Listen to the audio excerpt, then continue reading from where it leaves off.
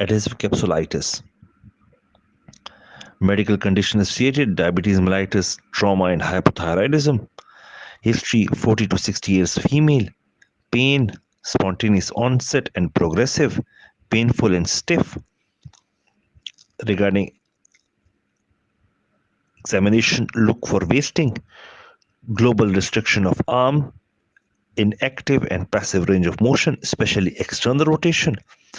Cod1 criteria of frozen shoulder: number 1, global restriction of shoulder movements; number 2, idiopathic etiology; number 3, usually painful at onset; number 4, normal X-ray; number 5, limitation of external rotation and elevation.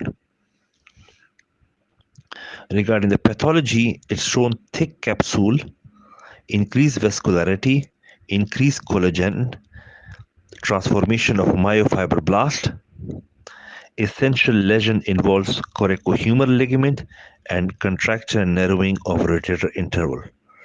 Classification: primary or secondary. Secondary due to any pathology like trauma or surgery. Staging: frozen, and thawing. Stage 1 is freezing, that is painful. Stage 2 is frozen, when it's stiff, and thaw when gradual return of motion achieve. Total duration of process: 18 months. MRI: loss of axillary recess, reduced space. Treatment: physiotherapy, stretching exercises rather than aggressive therapy. Consider supraclavicular nerve block for pain. Arthroscopic release consists of rotator interval release and middle glenohumeral and coracohumeral ligament release.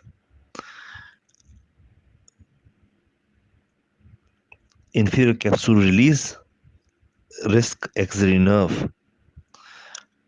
MUA when done without steroid injections. Range movement: fair, flexion, extension, abduction, internal and external rotation. Hydrodilatation: X-ray or ultrasound guided as part of arthroscopic surgery. Local anesthesia, contrast, inject with steroids. UK Frost trial is a study regarding hydrodilatation in frozen shoulder.